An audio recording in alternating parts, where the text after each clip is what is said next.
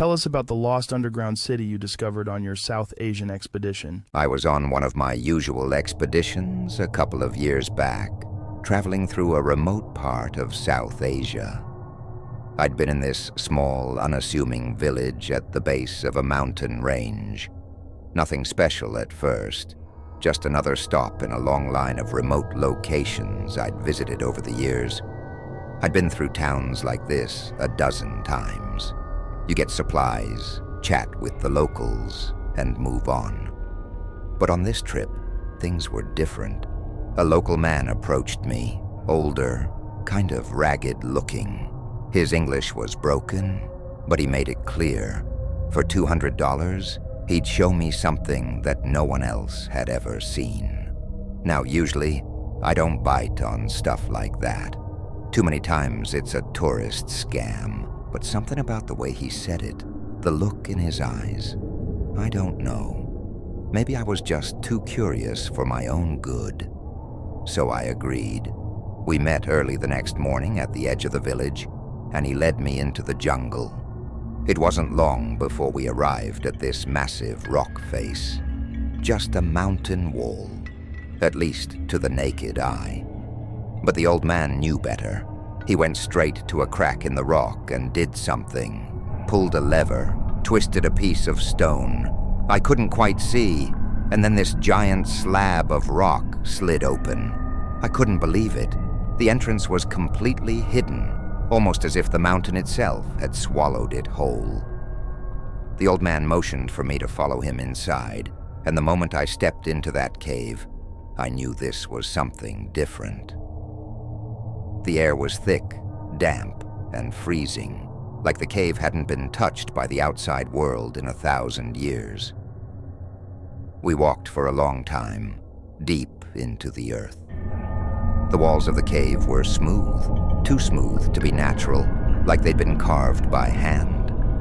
But not by any hands I recognized.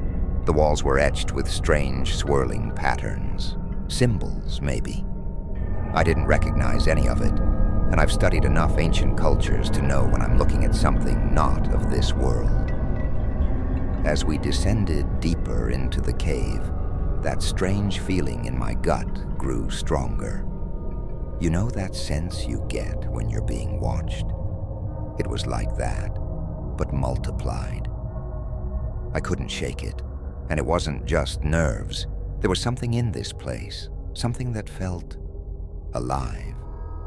The further we went, the more I felt like I wasn't alone, like we weren't alone. The tunnel eventually opened up into this massive underground chamber, and that's when I saw it, the city. It was an entire underground city, miles beneath the mountain. I'm talking towering stone buildings, intricate bridges, walkways, everything. But it was different.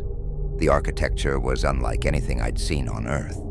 The structures were built from smooth, almost metallic stone, carved with the same swirling symbols I'd seen in the tunnel. It was beautiful, but in the most eerie, unsettling way. And the thing is, the city wasn't empty. Standing there, in the dim light that seemed to emanate from the walls themselves, I saw them. At first I thought they were statues, figures standing on the rooftops, along the streets. But they weren't statues. They were alive, moving, watching.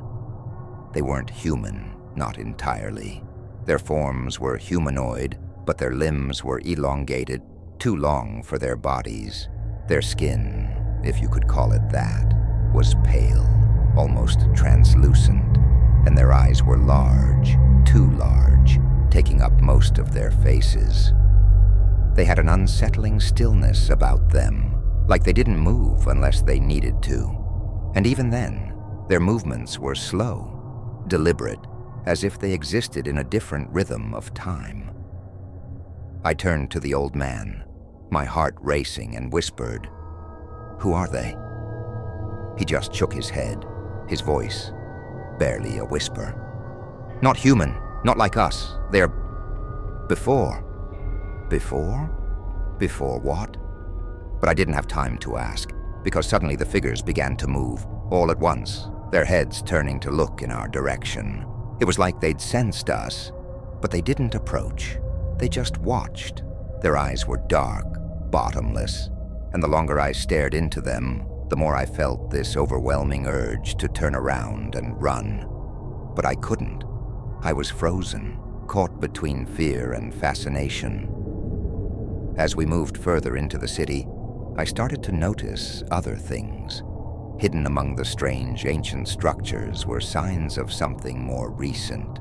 Military equipment, crates with the unmistakable markings of the United States military. Some of it rusted and old, but some of it looked new, fresh even. There were wires running along the ground, leading deeper into the cave, like someone had set up shop here. But why? And what were they doing down here? The old man didn't explain. He just kept walking, guiding me through the narrow streets of this hidden, forgotten city. The further we went, the more of these creatures I saw. They never spoke, never got close, but I could feel their presence everywhere. It was like they were studying us, deciding whether or not we were a threat. We eventually came to the heart of the city, and there, in the center, was a building larger than all the others. It looked like a temple, massive stone pillars, more of those swirling symbols carved into every surface. But this wasn't just a religious site. This was something else, something older, something far more dangerous. The old man stopped at the entrance, his face pale, his hands shaking. "I cannot go further," he said, his voice trembling. "You must go alone." I didn't argue. I could see the fear in his eyes, and whatever was inside that temple, it terrified him. But for some reason I had to know. I had to see for myself. I stepped inside. The air was colder here, so cold it hurt to breathe. The walls were covered in more of those symbols, but this time they were glowing, pulsing with a faint blue light. And in the center of the room was a massive stone altar, and on that altar was something I'll never forget. It was a creature, much larger than the others I'd seen. Its body was splayed out on the altar, motionless, but it wasn't dead. I could see its chest rising and falling slowly, like it was in some kind of deep sleep. Its skin was pale, almost white, and its limbs were longer than any human's should be. But the most disturbing part was its face. Its eyes were closed, but even in its sleep, it looked aware, like it knew I was there. I stepped closer, my heart pounding in my chest, and that's when I saw the truth. This wasn't just some ancient species. This was something else entirely, something that wasn't meant to exist on Earth. Its body was human-like, but it wasn't human. It was a hybrid, a combination of human and something otherworldly. I didn't know what to think, didn't know how to process what I was seeing. But it wasn't just the creature that unsettled me. It was the fact that the US military had clearly been here. They had equipment. They had been studying these beings. But why and what did they know? Before I could take another step, the creature on the altar stirred. Its eyes snapped open, two dark, bottomless pits of nothingness, and I felt a wave of pure terror wash over me. I turned and ran, faster than I've ever run in my life. I didn't look back. I couldn't. I burst out of the temple and found the old man waiting for me at the entrance. He didn't say a word. He just nodded and motioned for me to follow him. We retraced our steps through the city, through the tunnel, and back out into the jungle. I don't know how long we were down there, hours, maybe days. Time didn't seem to work the same way in that place, but when we emerged back into the sunlight, it felt like I had left another world behind. A world that wasn't meant for humans. The old man didn't explain anything. He didn't need to. I knew that whatever I had seen in that cave, whatever that hybrid creature was, It wasn't something that the world was ready to know about.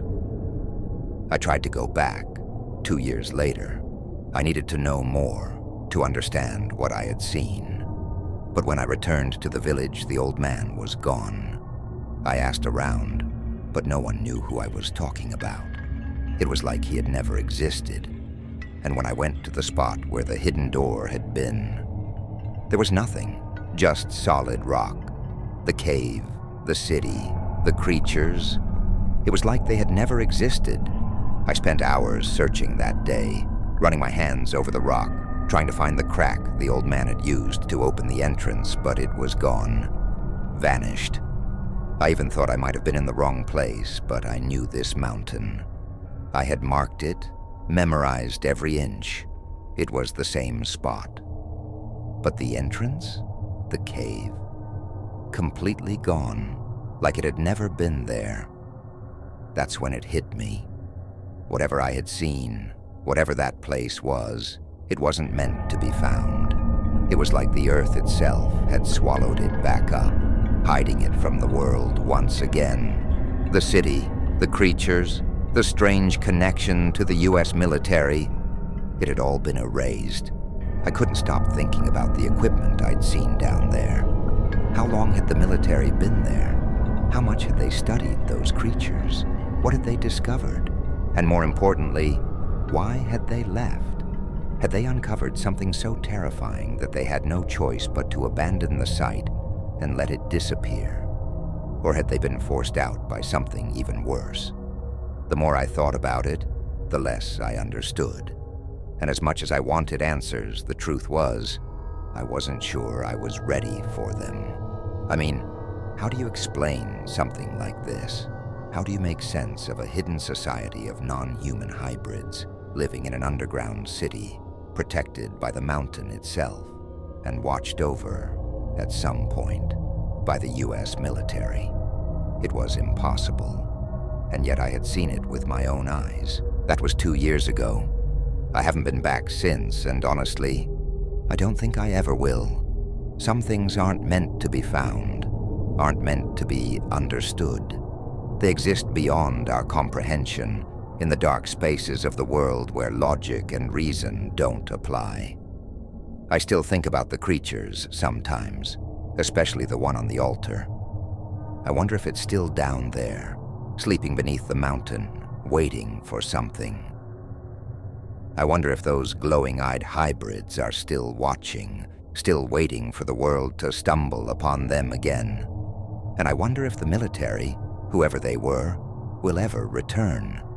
But every time I think about going back, I remember the feeling I had when I looked into that creature's eyes. That feeling of absolute terror, of knowing that I had seen something I was never meant to see. So I stay away. I don't tell people about it. Most wouldn't believe me anyway. But you're hearing this now. Maybe you'll believe me, maybe you won't. But I know one thing for sure.